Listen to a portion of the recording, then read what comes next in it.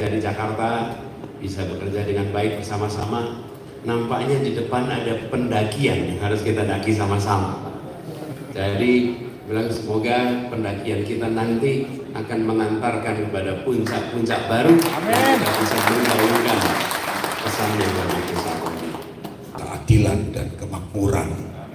Terpujilah namamu ya Tuhan kami, Yesus Kristus. Berikan kesehatan yang baik kepada pasangan Pak Anies dan Pak Imin ini. Dan biarlah pertolongan dari Tuhan turun atas hidup mereka. Dalam keluarga mereka dilindungi, dijaga, dan diberkati oleh Engkau ya Tuhan. Inilah doa kami, dengar sembahyang doa kami. Bahkan, dan saya ingin garis bawahi, pemilik kekuasaan di Republik ini adalah rakyat.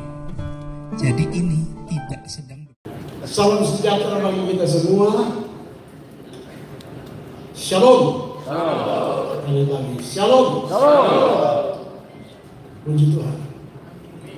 Saya nggak bisa bayangkan kita bertemu dengan mantan gubernur DKI Jakarta.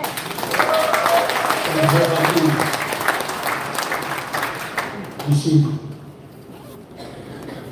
Langsung deh DKI Jakarta bernostalgia. Apa? Boti.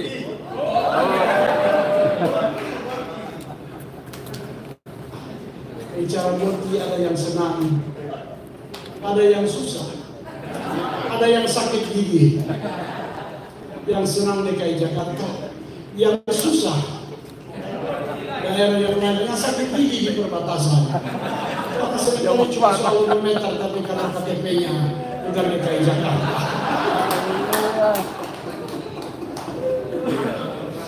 Jawa Barat. Sebelah Jawa Barat Tante. Yang saya kasih dan banggakan, sangat kasih dan banggakan, Bapak Haji Anies Rashid Baswedan. Ini sahabat saya, sahabat baik saya, dan saya cuma mengutip kata-kata Pak Anies. Ini persahabatan kita dalam perjalanan hidup ini. Itu bukan jalan biasa, Pak Anies. Kita mendaki. Dan it's not about winning or losing. Bukan soal menang atau kalah. But all about belief, truth. Tapi ini semua tentang keyakinan. Itu selalu kita percakapan. Angkat tangan dong. Ya. Saya mesti nyanyi. Apa ada haleluya?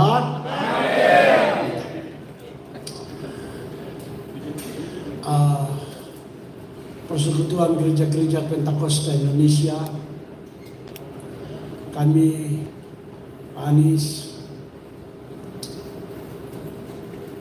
iya, saya belum sapa bahwa beliau adalah presiden. Kok tegang semua?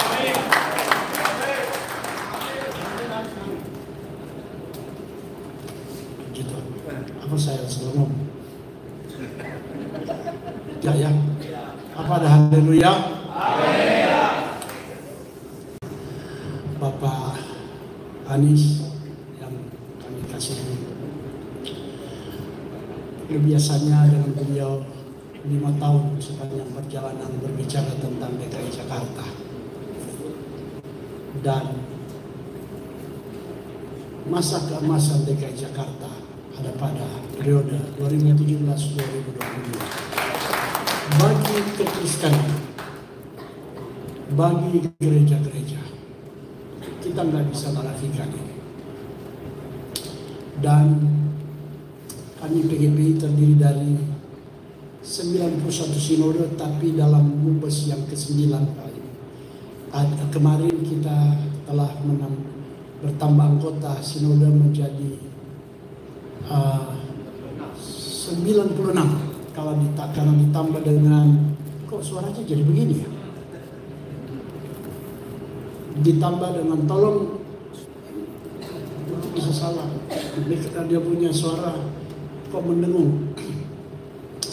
Ditambah dengan 5 sinode baru, jadi 96 sinode gereja dengan jumlah gereja di seluruh Indonesia kurang lebih, ini masih data tahun 2019, 53.135 gereja.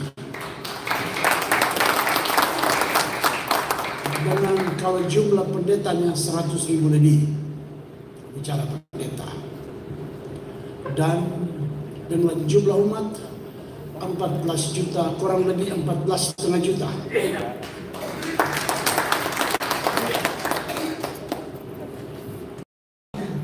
Pada Februari 2024 yang akan datang, yang memiliki hak pilih kurang lebih 9,7 juta umat.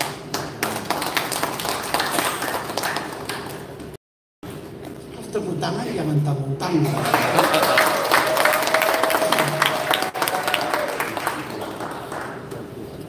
Dan saya sampaikan dalam rakernas ini bahwa kita dengan jumlah umat sebanyak ini, dengan jumlah gereja begitu banyak, tapi seringkali kami dianggap gereja yang tidak jelas, tidak sah bahkan. Karena dari 53.000 ini 80% beribadah tanpa izin. Karena bukan juga sekalipun IMB, tapi bukan kita tidak mau urus IMB, tapi kita tidak diberikan IMB. Dan kalau terjadi sosial kecil aja, apalagi gejolak politik, yang jadi korban kita umat Kristen. Dan ya lebih spesifiknya aliran Pentakosta, karena itu tadi saya nggak bisa bayangkan kalau dianggap tidak jelas seperti itu. Tapi saya berterima kasih pada pemerintah, karena pemerintah sudah mulai menyederhanakan akan perizinan, sekalipun itu belum keluar petunjuk pelaksanaannya. Tapi saudara-saudara, saya mau sampaikan di sini, semasa kepemimpinan Bapak Anies Baswedan sebagai Gubernur DKI Jakarta, hampir 50 gereja yang diberikan izin.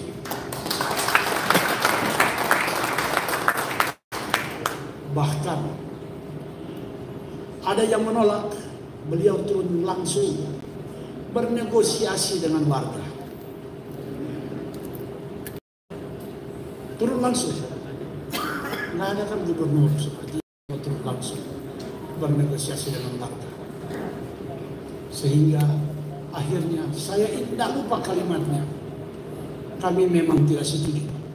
Tapi karena Bapak Gubernur datang, dengan air mata kami katakan kami tidak akan menolak. Coba, dan sekarang gereja itu berdiri di lubang buaya. Tepuk tangan yang paling.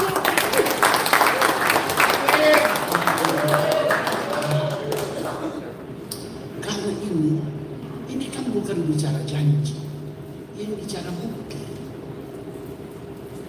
Saya nggak usah ngomong Boti tadi, udahlah Boti sudah sedemikian familiar, tapi jangan cuma dari Jakarta ya. Tapi saya sangat percaya, karena yang melaksanakan di DKI Jakarta, semua dan dana itu memang dari APBD supaya jelas. Tapi semua gubernur bisa lakukan, tapi keberanian untuk mengambil keputusan, untuk melaksanakan yang ada. Karena itu sampai hari ini Anies kami tidak akan pernah melupakan. Karena pada masa COVID kita bisa dibantu. Dan saya percaya itu dari Tuhan. Nah, saya hanya bernostalgia sedikit. Dan saya pikir, ini saja lagi Pak Anies kami unik. Karena gereja bukan gereja sejak ada dari zaman Belanda seperti aras yang lain. Kita bangun sendiri dari kecil dan sangat tergantung kemampuan dari gembalanya. Kalau gembalanya punya dana cukup, dia bisa bangun permanen. Kalau tidak, ya setengah permanen. Dan kalau juga tidak, jangankan setengah permanen. Jangankan gempa bumi datang. Mobil lewat aja dia sudah goyang. Nah, tapi gereja Emmanuel, saya tidak lupa, untuk renovasinya 28 miliar.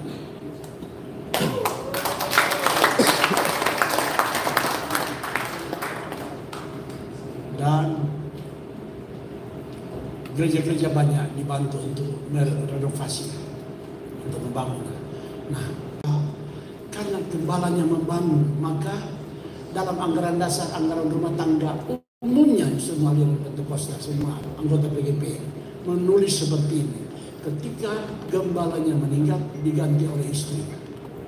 Istrinya meninggal, diganti oleh anaknya. Anaknya meninggal, diganti oleh mantunya. Kalau mantunya meninggal, diganti oleh cucunya. Kalau cucunya meninggal, kita belum tahu ke depan bagaimana. Karena terlalu jauh perjalanan. Tapi ini membuat hubungan antara jemaat dengan gembala atau pendetanya lebih dari sekedar jemaat dan pendeta. Karena tidak pindah-pindah, tidak dirotasi setiap 4 tahun. Sehingga hubungannya lebih kepada orang tua dan anak. Sehingga ketika setiap datang masa pemilihan umum, baik presiden maupun gubernur maupun legislatif, yang paling aman dan tenang itu aliran Pentakosta. Karena jelas kita melarang ikut-ikutan demo. Dan kedua, kenapa paling tenang? Karena mereka nggak peduli. Sampai hari pencoblosan 3 minggu depan pencoblosan, mereka bilang nggak peduli. Kenapa? Karena mereka nggak pilih partai dari partai mana, enggak. Mereka ketika hari Minggu mereka antri sama gembala. Ataupun kalau dia cukup banyak jemaatnya pada tim gembala dan bertanya pada tim gembala, Pak Gembala sudah ngomong siapa kita mau pilih ya? Kalau langsung mereka tanya, Pak Gembala kita mau pilih siapa? Sesederhana itu Pak, kita aliran Pentakosta. Dan mohon maaf curhat yang tadi saya sampaikan, karena kami juga menyadari kami harus ambil bagian untuk menolong diri kami, gereja-gereja aliran Pentakosta. Dan kami menaruh harapan itu pada Bapak Anies.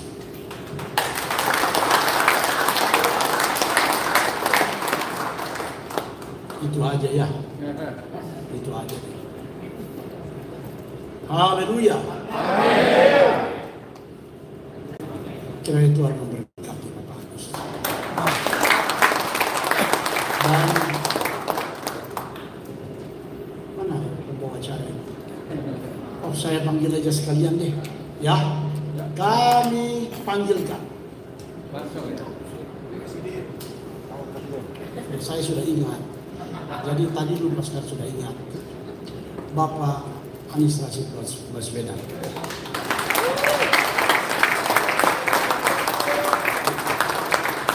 Sahabat yang saya kasih.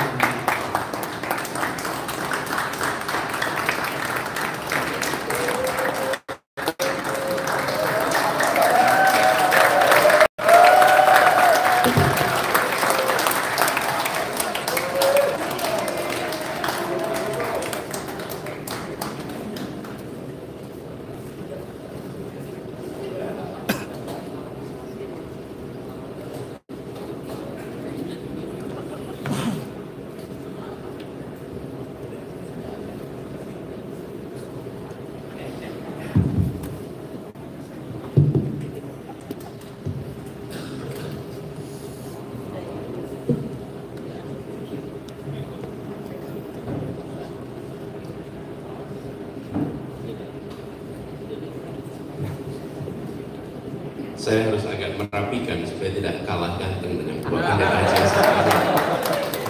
Beliau rapi betul hari ini, jadi saya harus menyesuaikan tadi. Amin. Beliau masih konsentrasi kerja, belum dengar. Saya bilang saya harus rapi-rapi supaya tidak kalah ganteng sama Bapak Pendeta Jason.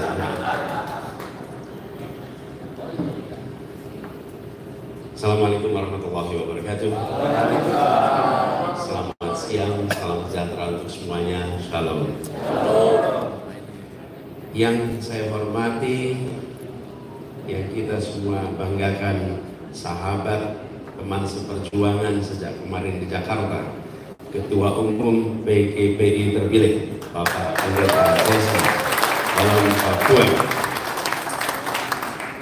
dan seluruh jajaran pengurus pusat PGPI yang telah dimisioner, Majelis Pertimbangan Rohani, kemudian juga Badan Pelaksana Harian, kemudian yang saya hormati para ketua umum dan pimpinan sinode-sinode, anggota PGPI Indonesia, para pengurus PGPI provinsi yang ada di sini, seluruh tamu undangan, Bapak Pendeta Sepat Supit yang juga hadir bersama kita, dan juga sahabat kami selama perjuangan di Jakarta, Ibu Lisa, dulu Bimas di Jakarta, sekarang sudah menjadi true civilian karena udah lulus dari PNS, jadi sudah bisa ikut mana-mana. Dia udah jelas nomornya. Amin. Dan semua saja Pak Henry yang saya hormati, khusus dari Bandung, serta seluruh hadirin sekalian. Ini adalah sebuah kebahagiaan tersendiri, karena bisa kembali berjumpa. Kali terakhir kita berjumpa pada waktu itu di Kemayoran, Pak ya? Di Kemayoran atau di yang di kota tuh, di kota ya? Di kota ya? Di kota, sudah saya atur semua.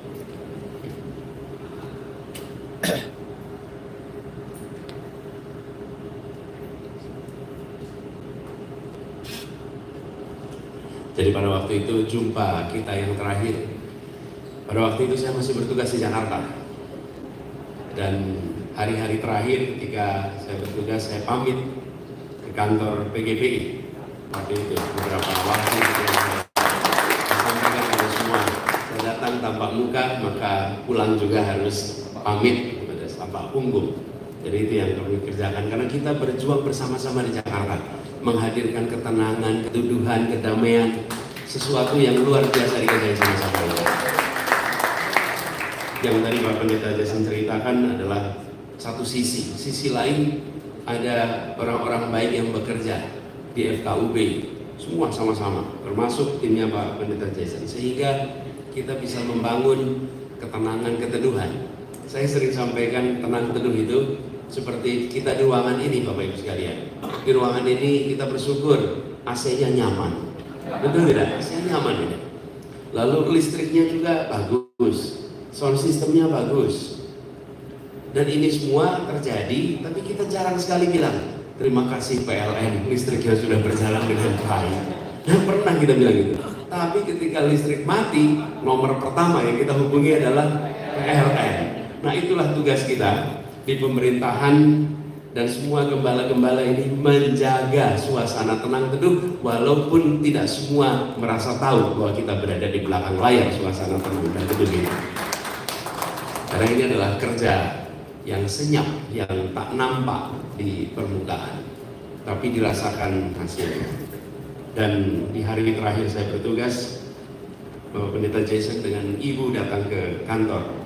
Itu hari terakhir kita bertugas, datang menyampaikan farewell, menyampaikan perpisahan. Tapi saya sampaikan pada Pak Pendeta Jason, Bapak Pendeta Jason, ini perjalanan kita masih panjang.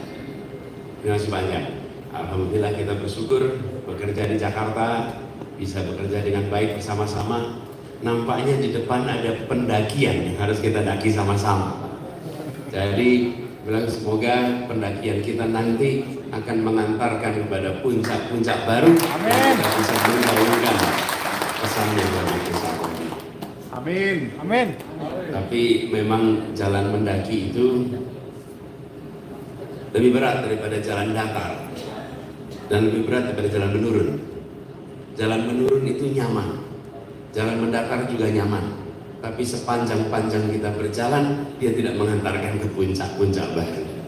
Tapi memilih jalan yang mendaki, walaupun kita belum tentu tahu arahnya, tapi satu hal yang pasti, dia mengantarkan kita ke atas dan ke puncak-puncak yang baru. Dan inilah perjalanan kita. Kami bersyukur bahwa selama kami bertugas di Jakarta, kita bisa sama-sama menjaga suasana ketenangan, keteduhan. Dan ini juga yang akan kita teruskan ke depan. Jadi kami sampaikan kepada sekalian bahwa berbicara tentang persatuan, sebagaimana tema Mubes ini, kita berbeda-beda tapi satu. Dan itulah kalimat Bhinneka Tunggal Ika, sama persis. Dan dari kalimat Bhinneka Tunggal Ika, apa kata terpenting di situ? Seringkali kita menyebut kata bineka yang terpenting. Sesungguhnya yang terpenting itu kata tunggal. Tunggal. Karena bineka tanpa tunggal, maka itu tidak menimbulkan keindahan.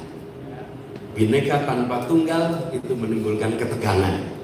Tapi bineka dengan tunggal, dia menghasilkan harmoni, dia menghasilkan ketenangan keteduhan. Berwarna-warni itu indah, tapi kalau tercerai-berai dia tidak jadi pelangi. Warna-warni ketika tersatukan, maka dia menjadi pelangi yang luar biasa indah. Itulah Indonesia kita, dan kita menjaga sama-sama suasana tunggal itu. Ika sering dianggap satu, bukan. Ika itu artinya itu, bahasa Sanskerta. Kalau bahasa Jawa sekarang nyebutnya iki, iku, kui, itu ika. Jadi ika itu bukan satu. Jadi berbeda yang satu itu untuk menegaskan satunya. Itulah kata ika. Nah, cuman karena kita sering dengar nama anak pertama kasih nama Ika, jadi seringkali kita menganggap Ika itu adalah satu. Tapi dalam konteks ini Ika adalah penunjuk kata tunggal. Tunggal itulah yang artinya satu. Nah, ini juga yang menjadi visi kami ke depan. Indonesia telah melewati beberapa kali satu. Saya menyampaikan beberapa kali satu ini bukan karena nomor urut kami satu, Pak. Ada hubungannya dengan itu. Tapi kita berapa kali satu? Satu yang pertama itu tahun 1928. Ketika kita menyatakan satu bangsa dan satu bahasa persatuan. Itu yang membuat kita memiliki lem yang erat. Karena semua kita bisa berdialog dengan satu bahasa persatuan. Yang dari Manado, yang dari Nusa Tenggara, yang dari Medan, yang dari manapun juga, dari Jawa, dari Sunda. Ketika berjumpa, dulu mereka perlu penerjemah. Setelah kita punya bahasa persatuan, kita tidak perlu lagi penerjemah. Munas-munas tidak perlu lagi ada menggunakan penerjemah di belakang dan headset. Kenapa? Karena kita punya bahasa persatuan, bahasa Indonesia. Nah, saya sering garis bawahi ini betapa pentingnya. Karena kalau dahulu kita tidak menganggap ini sebagai sesuatu yang luar biasa. Kenapa kita tidak luar biasa? Ya, karena kita merasa ini sesuatu yang sudah normal. Padahal dalam perjalanan sejarah Indonesia itu satu fase yang dahsyat.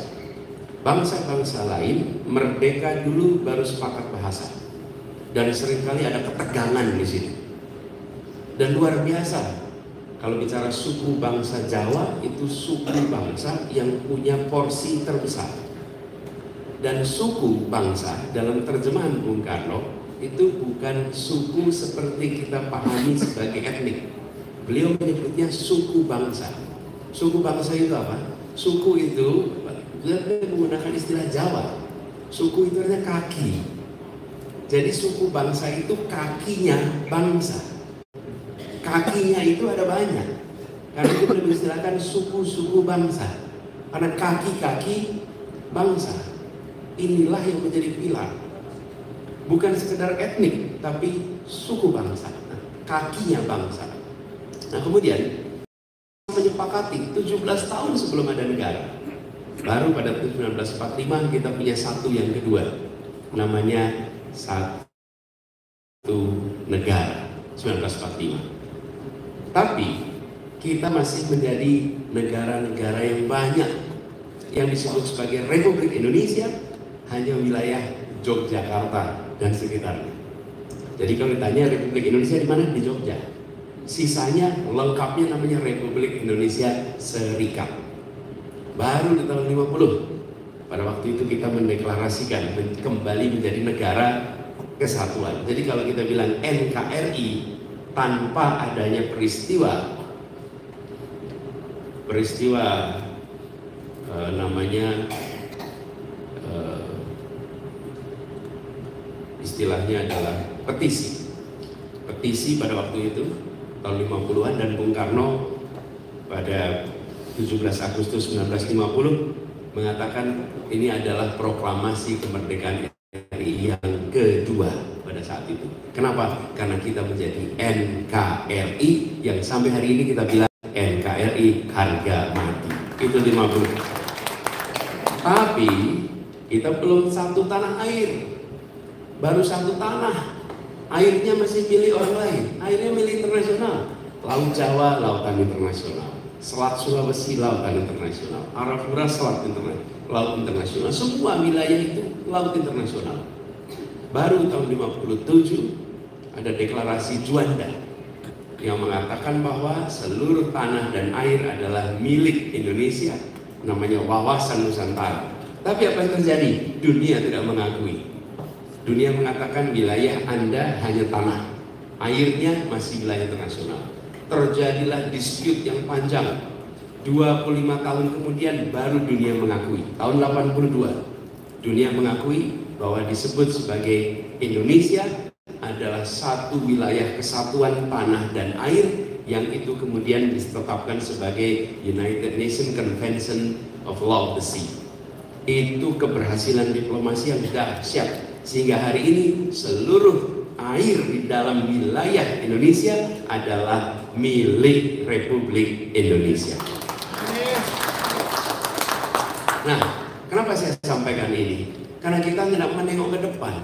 Kita sudah satu bangsa, satu negara, satu kesatuan, satu tanah air, satu yang kelima yang mau kita tuju.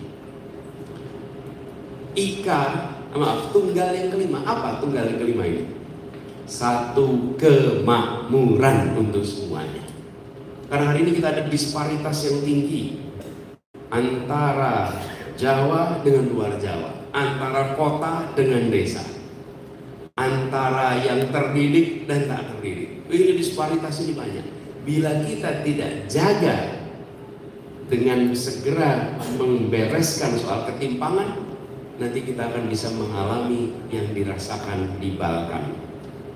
Di Balkan itu kita ingat peristiwa tahun 90-an, Yugoslavia terpecah-pecah. Kita ingatnya itu konflik antar etnik. Nah, itu di ujung. Pemanasannya bukan konflik antar etnik. Pemanasannya apa? Ketimpangan ekonomi antar negara itu. Makedonia, Serbia, Herzegovina, Kroasia, Bosnia, itu timpangnya luar biasa. Dan yang timpang itu lama-lama tidak mau menerima timpang. Jadi konflik etnik itu di ujung. Apa analoginya? Analoginya begini, Pak. Kita punya lahan rumput, kita tidak pernah sirami sehingga dia menjadi rumput yang kering. Ketika kita keringkan, maka cukup satu puntung rokok jatuh, maka seluruh rumput itu akan terbakar. Tapi bila rumput itu subur, rumput itu kita airi terus-menerus, maka ketika jatuh puntung rokok itu tidak sanggup untuk membakar rumputnya. Karena itulah kita bereskan ketimpangan itu, supaya bila ada friksi tidak berubah menjadi konflik, tidak menjadi perpecahan, karena kita jaga. Nah, prinsipnya kemudian keadilan itu juga. Nah, dari situ saya ingin sampaikan, itulah yang dicoba dibawa di Jakarta. Kita ingin agar kegiatan keagamaan memiliki ruang kebebasan. semua punya kesetaraan kesempatan, semua merasakan prinsip keadilan. Dan ketika itu diberikan, itu namanya kita membuat rumputnya basah, membuat rumputnya tidak kering, agar bila terjadi apapun, suasananya suasana yang mudah untuk kita cegah apapun eskalasinya. Nah, prinsip ini yang kita kerjakan di Jakarta kemarin. Karena itu kemudian kami melihat ke depan kesetaraan ini terus penting. Kita pegang NKRI harga mati itu jelas, tapi yang tidak kalah penting kita jaga Bhinneka Tunggal Ika ada dengan rasa keadilan bagi semua yang bineka. Begitu ada rasa keadilan maka kita tenang. Dan salah satu hal yang mendasar adalah bagaimana kita bisa beribadah, bagaimana kita bisa menjalankan perintah Tuhan dan menjauhi larangan Tuhan. Saya pernah sampaikan ketika ngobrol dengan warga terkait ini, pada waktu berbicara soal IMB dan lain-lain. Saya bilang kepada warga itu, bapak-bapak, ibu-ibu, sebagai gubernur di Jakarta, satu saat nanti saya akan dimintai pertanggungjawaban di hadapan Tuhan.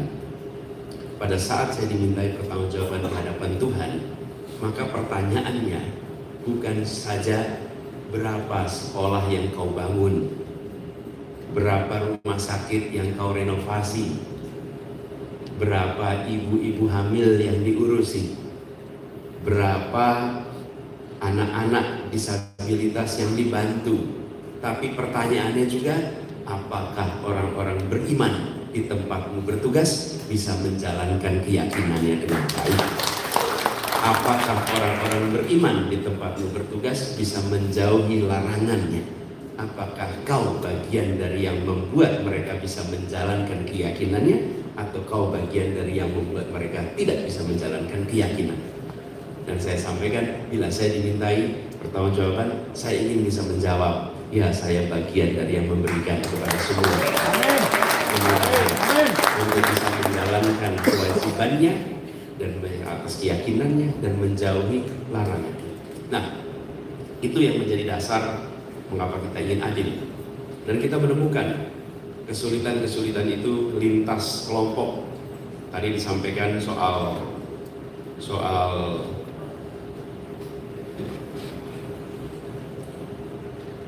IMB.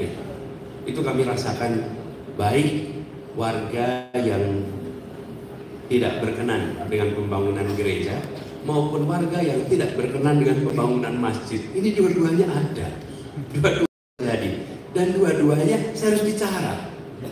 Dua-duanya. Dan suasana ini lah yang muncul di mana-mana. Termasuk teman-teman Hindu yang Hindu Tamil yang kami baru sadari bahwa sejak kemerdekaan di Jakarta mereka tidak pernah punya rumah ibadah satu pun, tidak punya. Bersyukur sekarang mereka punya, dan salah satu yang termegah di kenapa dipinjami tanahnya sehingga beribadah. Jadi semuanya, termasuk teman-teman Hindu Bali, kami terkejut sekali ketika masyarakat Hindu Bali bercerita, Pak Gub, kami ini kalau ada yang meninggal mengalami kesulitan untuk melakukan kremasi karena rumah-rumah kremasi itu semuanya swasta, dan kalau tidak mampu kami tidak bisa kremasi di sana. Yang diberikan oleh pemerintah lahan untuk pemakaman. Nah, kalau kami tidak dimakamkan, kami dikremasi, jadi tanah itu tak berguna. Nah, kalau gitu tidak usah pakai tanah. Sekarang disiapkan. Sekarang di Cilincing ada rumah kremasi untuk masyarakat Hindu Bali di Jakarta. Saya sampai bilang, kita sudah merdeka terlalu lama. Kenapa bisa urusan-urusan mendasar begini tidak kita bereskan? Nah, ini yang menjadi spirit selama kita kerjakan di Jakarta. Karena itu ketika sekarang mendapatkan panggilan tugas untuk meneruskan di tingkat nasional, kami sampaikan kepada semua keluarga besar PGPI semangat yang sama yang kita akan bawa untuk tingkat nasional. Meneruskan, meningkatkan, memperluas. Jadi kita bukan bicara bicara akan, ini bicara sudah, dan akan diteruskan, akan diperluas. Apalagi yang disampaikan oleh Bapak Pendeta Jason tadi, BOTI. Nah, ini sesuatu yang akan kita bawa di level nasional. Kita ingin agar rumah-rumah ibadah agama apapun memiliki ketenangan, karena negara ikut turun tangan, negara ikut membantu, dan negara memfasilitasi. Dan BOTI ini satu untuk rumah ibadahnya, yang kedua untuk para pekerja keagamaan mendapatkan tiap bulan. Jadi dengan besaran 2 juta rupiah untuk tempat ibadah, 500.000 untuk para pekerja bidang keagamaan, maka kita membantu meringankan beban yang selama ini ditanggung oleh para jamaat sekalian.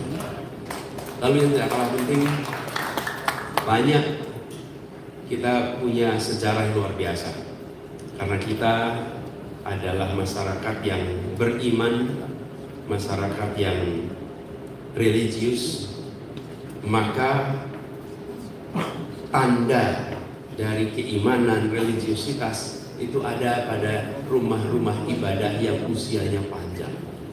Banyak sekali rumah-rumah ibadah di Jakarta yang usianya jauh lebih tua daripada Republik ini. Dan mereka semua, rumah-rumah ibadah ini, ada rumah ibadah yang jemaatnya mengalami kesulitan untuk bisa merenovasi.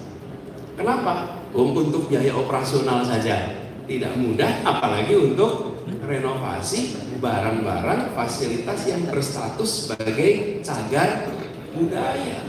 Cagar budaya itu kalau mau direnovasi nggak sederhana. Dan itulah yang kemudian kami kerjakan. Rumah-rumah ibadah yang usianya panjang, yang mereka cagar budaya dan bagian dari sejarah kota ini, secara khusus dialokasikan anggaran untuk renovasi rumah ibadah itu semua. Termasuk disebutkan Gereja Immanuel di Gambir, dan termasuk orgal yang sangat yang tua itu. Hal yang sama kita lakukan di kota. Ada namanya Masjid Al-Mansur, karena itu dulu namanya Guru Mansur di situ. Itu dibangun 1600 sekian, sudah reot, udah miring gitu, kayunya. Jadi saya datang ke sana, Pak, iya ini sudah miringnya puluhan tahun, luar biasa ini miring itu. Itu juga dibangun, sama, direnovasi. Jadi kita ketika melakukan renovasi, semua agama keyakinan yang rumah ibadahnya tua dapat kesetaraan. Dengan cara begitu, maka kita memberikan kepada semua pesan bahwa kota ini, pada waktu itu kota, memberikan kesetaraan kesempatan. Masuk hari besar keagamaan. Hari besar keagamaan, kita menyaksikan sempat ada periode di mana ada pelarangan. Ada pelarangan untuk di Jakarta itu, buat masyarakat Jakarta, masyarakat Betawi, yang namanya takbiran itu kayak ritual, Pak. Kalau dilarang takbiran itu seperti tidak bisa menjalankan ritual kultural, walaupun takbiran itu bukan takbiran keliling ya, itu kan kebiasaan budaya, bukan kebiasaan agama. Sempat ada pelarangan. Lalu saya sampaikan, jangan, biarkan kita hidupkan, menyongsong hari besar Idul Fitri, maka masyarakat Muslim bisa melakukan takbiran keliling sebagaimana tradisinya. Tapi juga ketika menjelang Natal, izinkan masyarakat Kristiani untuk bisa menyatakan dengan Christmas Carol di tempat-tempat terbuka. Tempat-tempat terbuka menjadi ruang untuk menyongsong hari besar keagamaan. Dan inilah yang kita kerjakan. Bukan 1, 2, tapi semua diberikan kesetaraan kesempatan.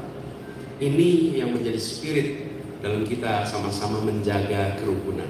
Sesudah itu komunikasi yang terus-menerus, komunikasi yang terbuka, membicarakan hal-hal yang mungkin sulit, tapi dengan cara yang baik kita bisa selesaikan sama-sama. Nah, sekarang Ibu Bapak semuanya, saya mendapatkan tugas yang cukup besar, tugas yang tidak sederhana, tapi kami yakin bila ini dijalankan dengan keseriusan dan sepenuh hati dengan keikhlasan, saya rasa Tuhan akan membantu memberikan jalan-jalan untuk Pancasila.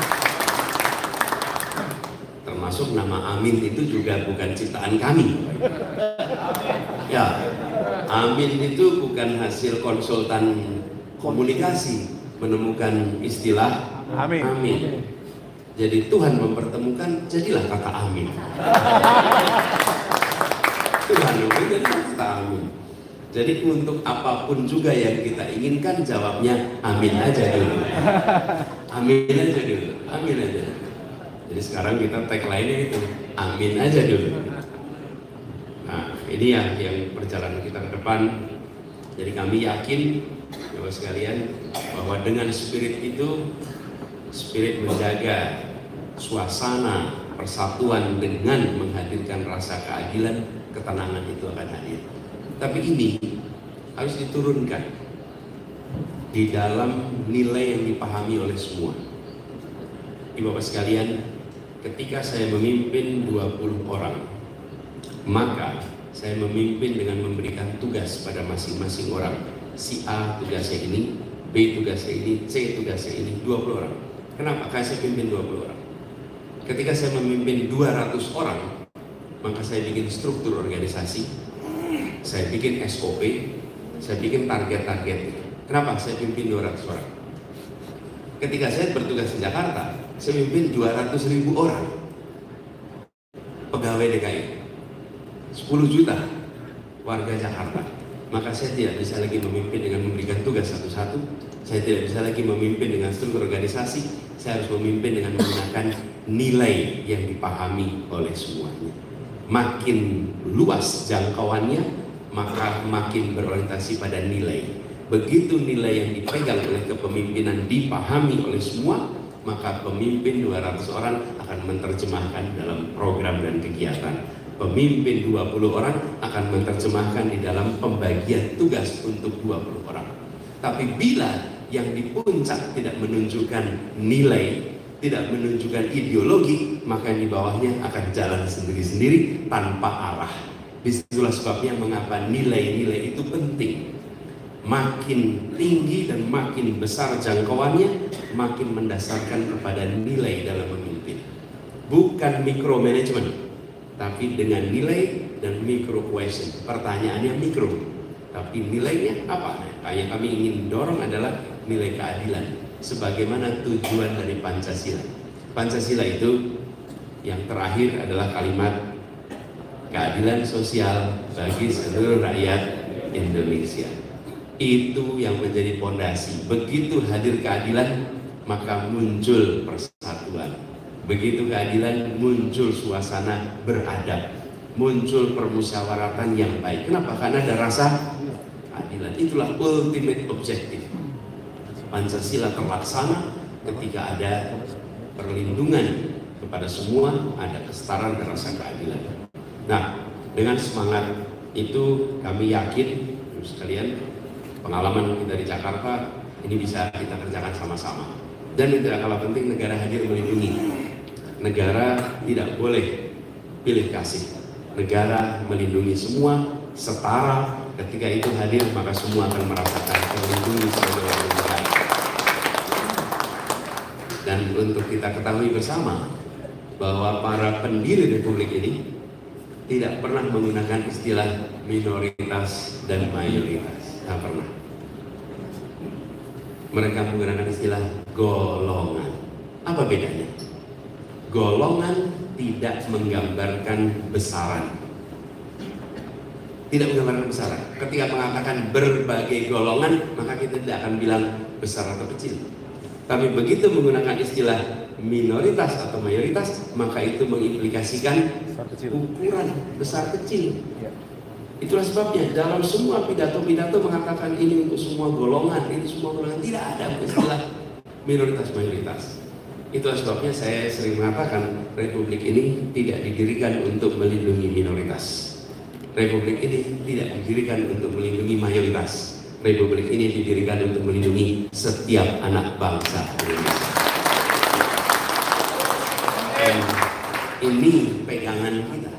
Jadi ketika melihat satu golongan dengan golongan lainnya, kita tidak terpengaruh dengan ukuran, tapi kita mempertimbangkan variasinya, binekanya. Dengan begitu maka keadilan, fairness bisa menjadi rujukan bagi semuanya. Jadi Ibu Bapak sekalian yang saya hormati, para pengurus PGPI semuanya, kami sampaikan terima kasih. Terima kasih telah mendampingi perjalanan kami di Jakarta. Terima kasih telah menjadi mitra yang menjadi sahabat luar biasa. Sebuah perjalanan yang sangat mengesankan, dan kita bersiap untuk menjalani perjalanan baru ke depan. Amin. Semoga Tuhan memberikan berkahnya kepada kita semua. Amin. Tuhan memberikan kepada kita kemudahan dalam perjuangan ini. Tuhan bukakan pintu-pintu baru untuk berhasil. Tuhan berikan jalan baru yang makmur juga bagi kita semua, sehingga kita bisa bersama-sama menghadirkan keadilan bagi seluruh rakyat Indonesia. Terima kasih semuanya. Terima kasih. Salam hormat. Salam. Oh, sudah. Saya lupa ada pantun. Kelewatan. Sudah salah menyebelum pantun. Boleh pantun ya? Boleh, sudah boleh ya? Cakep. Jawabnya amin aja. Amin. Berkereta api ke Surabaya. Amin. Terbang bersama keliling Asia. Amin. Semoga PGPI makin berjaya. Amin. Bersama-sama membangun Indonesia. Amin.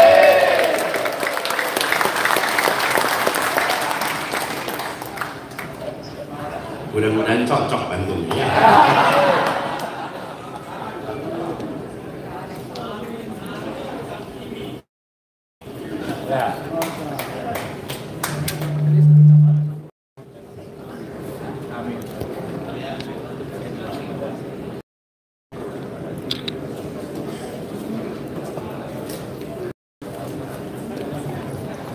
Ya, kita juga ada pantun nih, Pak Anies. Di sungai ada ikan satu-satu, di laut ada ikan kerapu. Kalau mau Indonesia jaya dan maju, maka pilihlah nomor 1. Ya, baik. Kita mau mendoakan dari keluarga besar Persatuan Gereja-Gereja Pentakosta Indonesia, akan berdoa bagi Pak Anies dan tim yang akan disampaikan dan dipimpin oleh ya Bapak Pendeta Dr. Daniel Tumbel, MTH.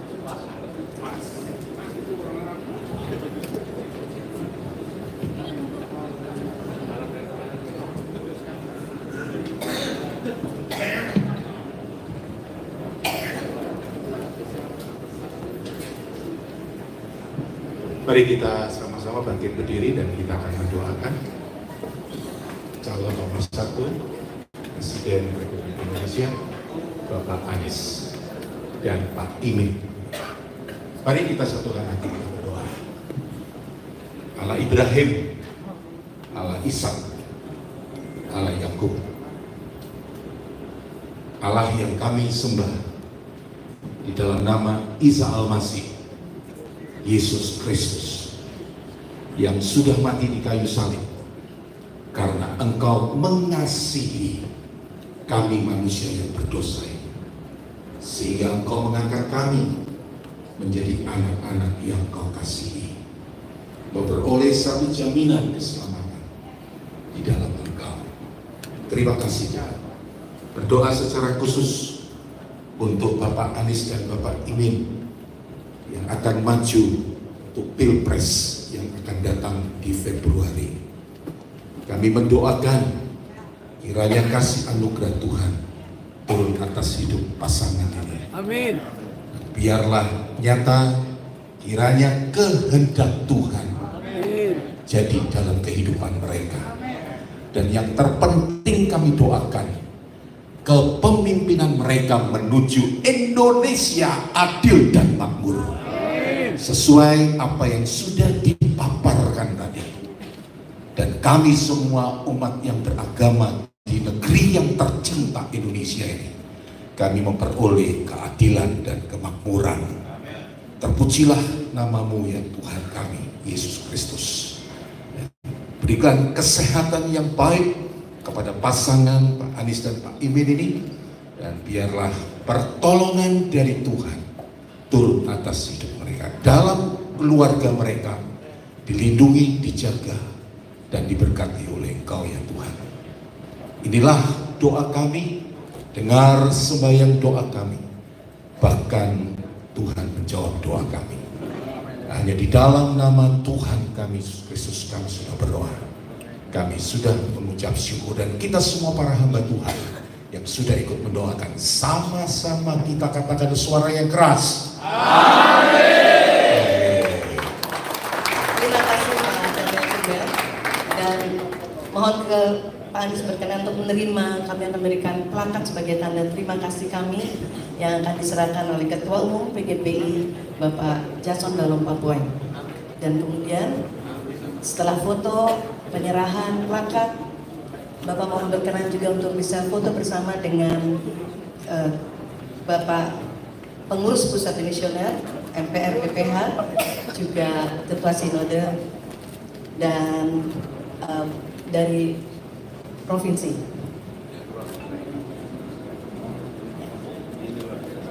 Buah manggis, buah kedondong. Pilih Pak Anies dong. Tepuk tangan dulu dong.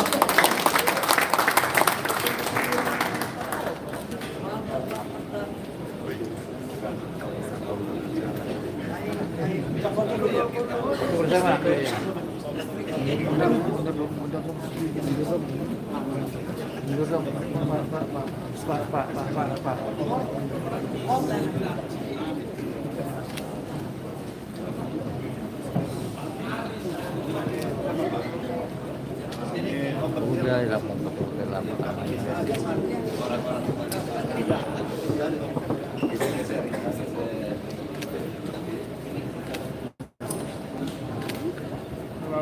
Bapak Ibu semua, Ya, senyum. 1, 2, 3, lagi 1, 2, 3. Terakhir. Satu. Ya, satu. Amin aja dulu. Ya. Jangan lupa, amin aja dulu.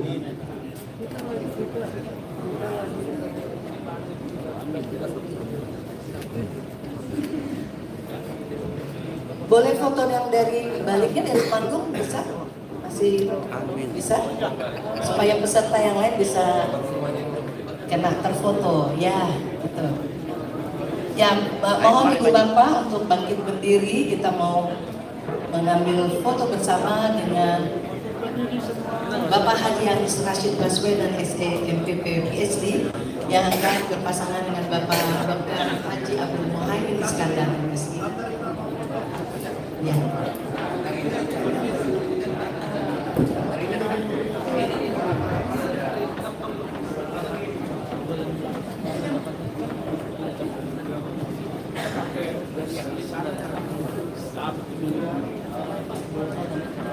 Ya, semua lihat ke kamera, senyum.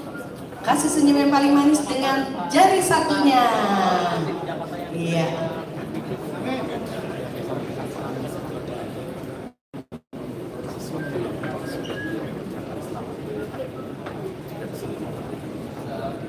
Ya, baik. Terima kasih sudah berkenan hadir, Bapak.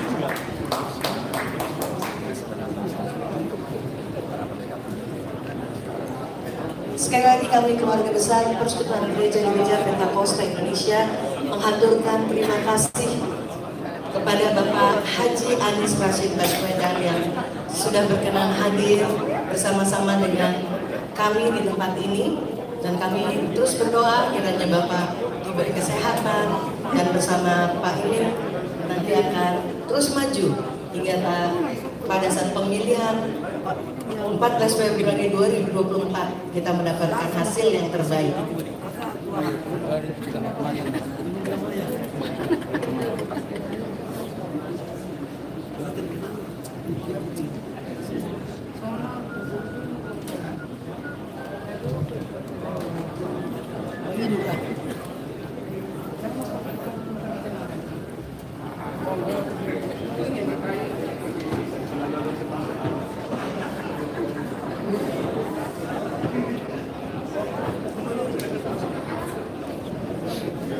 kita selalu diingatkan oleh ketiga, jadi oleh beliau Pak Anies bahwa seperti tema kita berbeda-beda tapi satu. Demikian juga itu ada di dalam lambang negara kita, ada Bhinneka Tunggal Ika. Jadi kita tidak bisa dipisahkan, sekalipun kita mungkin berasal dari suku yang berbeda, bahasa kita boleh berbeda, kebiasaan kita berbeda, tapi oleh Kristus kita dipersatukan.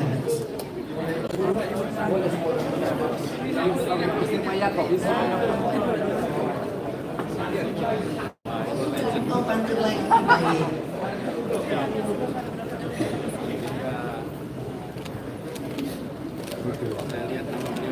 Wes, mantap.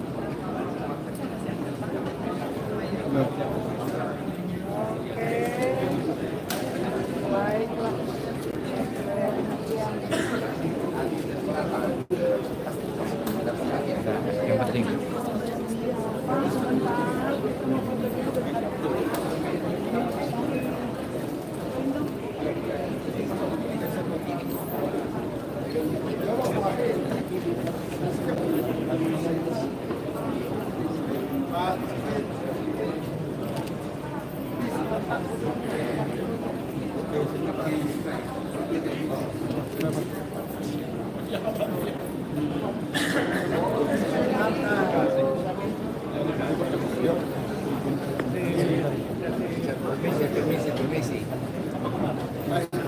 Permisi.